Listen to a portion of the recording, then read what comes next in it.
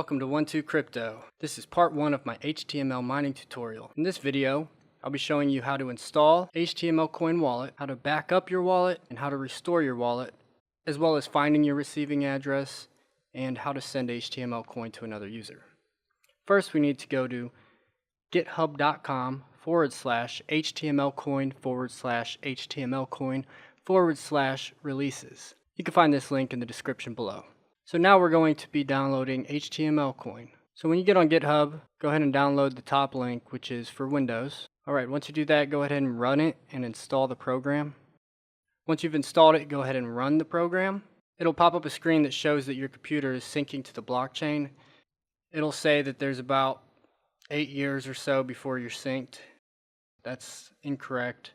It should take less than an hour. You can minimize that window and follow along. First thing we need to do is encrypt our wallet. So go ahead and enter a new password, or you can use multiple words that are not easy to guess, and then repeat it. And make sure to write everything down in a safe, secure location. Once you have encrypted your wallet, make sure to back up your wallet just in case anything happens. So we're going to back up our wallet. Give it a file name, such as wallet, and save it. It's best to save it somewhere that is not local to your computer. So you could plug in a USB drive, or you can burn it onto a disk, or you can do both. Go ahead and get creative.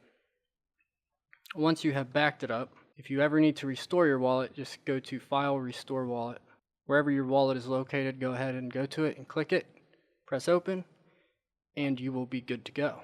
Let's take a look at our receiving addresses. Right now, this wallet has 4 receiving addresses. You can use any one of them, or you can make a new one by going to New. You can name it whatever you want. Press OK. Alright, now we have another wallet address. In order to copy one, just right-click, Copy Address.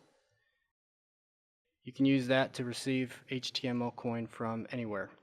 And lastly, I'll be going over how to send.